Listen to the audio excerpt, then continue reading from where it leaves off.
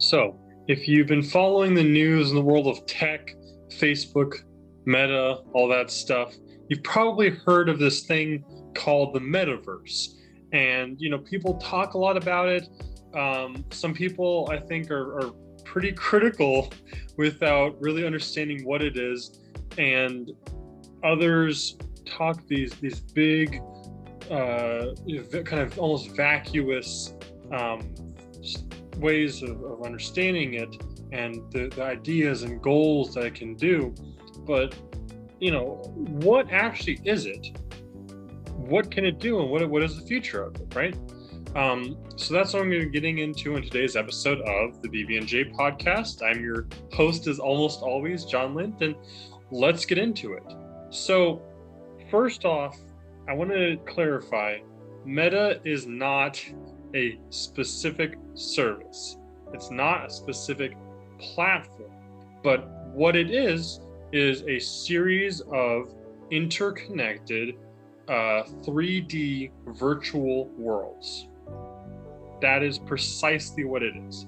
People talk it up, act like it's a whole thing, but that's what it is. So what does that mean, right?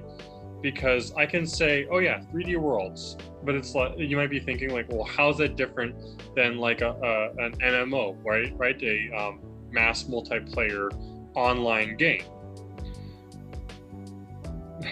It really depends on who's asking, or who's answering, I suppose, more accurately.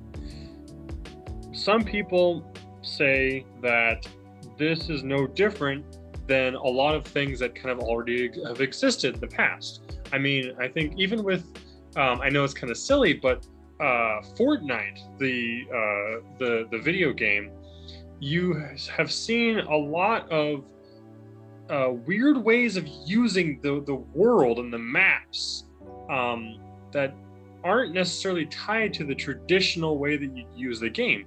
So people have been using it for organization, events. I mean, there was famously a freaking concert in Fortnite where people logged on, they brought their avatars, and they watched people perform, right?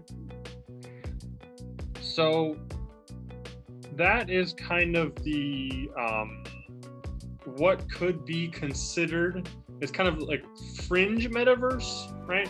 Because you do have people coming on. You do have people with like the in-game or in-world customizations, which has been pitched as a big part of the metaverse. And it is a 3D space, right?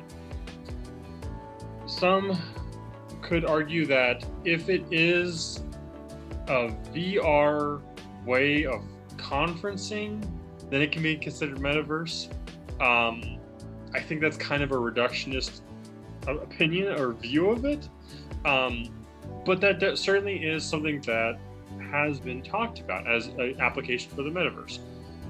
There's this idea that everyone will move to the metaverse.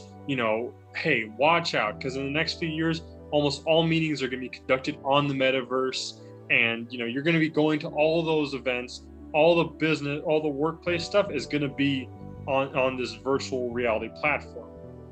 And I mean, I will say, people were skeptical of the computer taking over paper, but what happened when we transitioned to computer stuff, we had even more paper produced, because now all the stuff that's on the computer, you have to separately document to make sure that it's all in writing, right?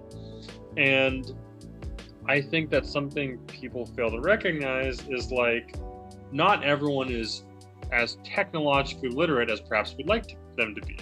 So while this idea of the metaverse and metaverse meetings and metaverse businesses might seem nice for like a Silicon Valley tech company, which is where you're most likely to actually see this implemented, a normal business with normal people who are not, how do I put this?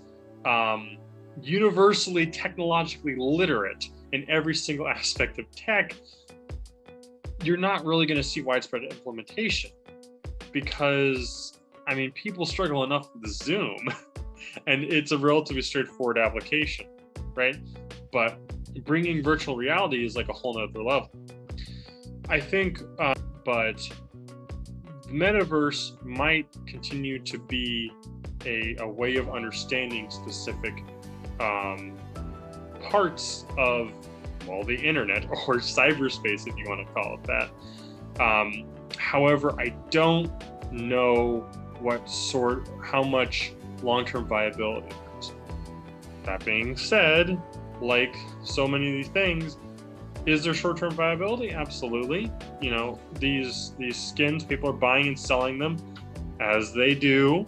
So, I mean, if you're skilled in that world, maybe you can turn a good buck. But I'm certainly not qualified to give you advice on that, and I definitely would not recommend, unless you really know what you're doing, to try to make money in the metaverse. I hope that was informative. I hope it kind of cleared away some of the cobwebs about that concept. I like talking about these things. So if there's any other weird like tech things that you kind of heard of, you're not really sure what they are, absolutely let me know. And I'd love to talk more about it. Other than that, I'd like to thank you so much for listening and or watching, as you know, hopefully you have for a while.